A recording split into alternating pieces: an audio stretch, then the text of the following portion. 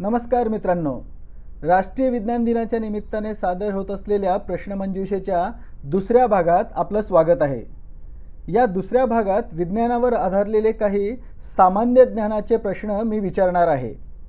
चला तर मग सुरुवात करूया। प्रश्न क्रमांक 13। भारतातील सर्वात मोठे वैज्ञानिक संशोधन केंद्र कोणते आहे?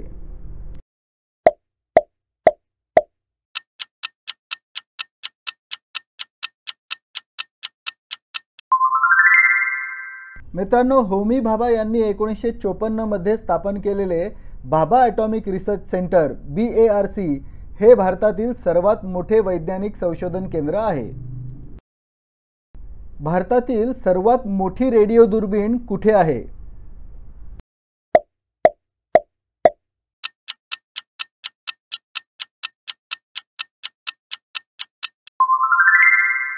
मित्रांनो, नारायणगाव येथील giant metre wave radio telescope GMRT ही भारतातील सर्वात मोठी रेडिओ दुर्बीण आहे। भारतातील पहिली विज्ञान संस्था कोणती आहे?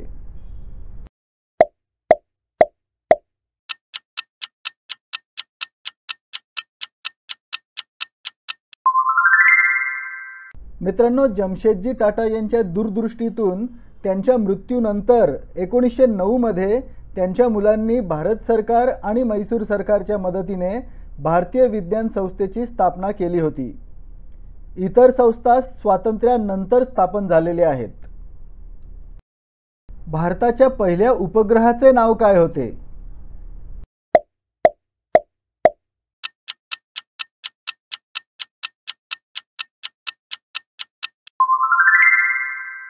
मित्रांनो, 19 एप्रिल 1975 रोजी सोव्हिएत 3M रॉकेटद्वारे आर्यभट्ट या भारताच्या पहिल्या उपग्रहाचे प्रक्षेपण करण्यात आले होते। प्रसिद्ध भारतीय खगोलशास्त्रज्ञ आर्यभट्ट यांच्या नावावरून या उपग्रहाचे नाव ठेवण्यात आले होते। चांद्रयान 1 ने कोणता महत्त्वाचा शोध लावला?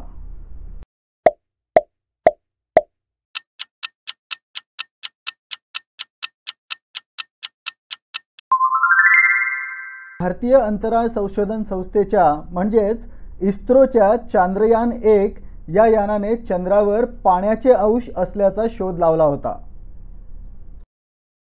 खालीलपैकी कोणता ऊर्जा स्रोत नवीकरणीय म्हणजेच रिन्युएबल आहे?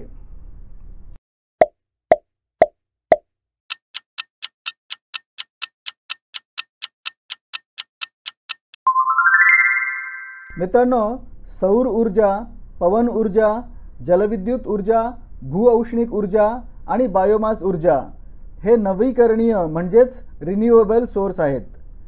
हे स्रोत नैसर्गिक असतात आणि संपुष्टात येत नाहीत। अल्बर्ट आइन्स्टाईन यांनी दिलेले प्रसिद्ध समीकरण कोणते आहे?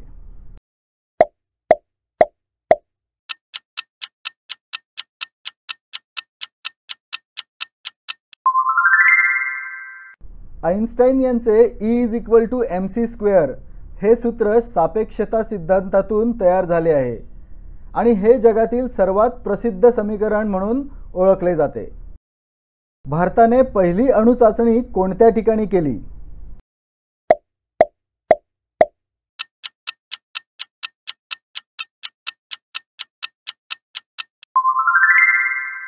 मित्रांनो, भारताने पहिली अणुचाचणी राजस्थानमधील पोखरणच्या वाळवंटात केली होती।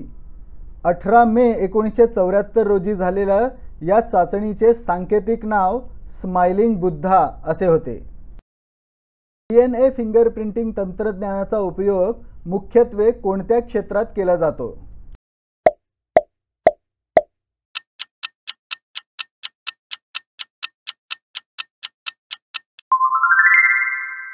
मित्रांनो, DNA फिंगरप्रिंटिंग तंत्रज्ञानाचा उपयोग मुख्यतः न्यायवैद्यक विज्ञान या क्षेत्रात केला जातो। इलेक्ट्रॉन या कणाचा शोध कोणी लावला?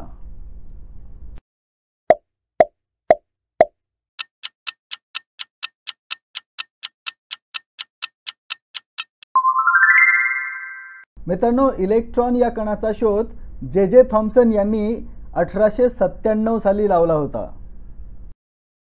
DRDO ही संस्था कोणत्या क्षेत्राशी संबंधित आहे?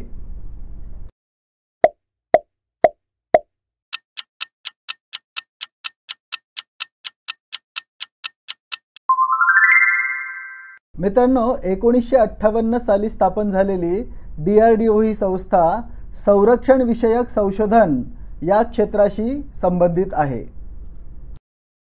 देवकण म्हणून कोणत्या कणाला संबोधले जाते?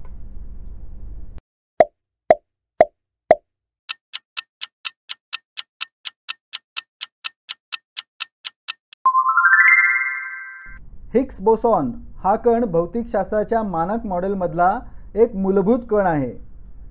हा कण विश्व बनवणाऱ्या मूलभूत शक्ती आणि कणांचे वर्णन करतो आणि म्हणून त्याला देवकण असे संबोधले जाते.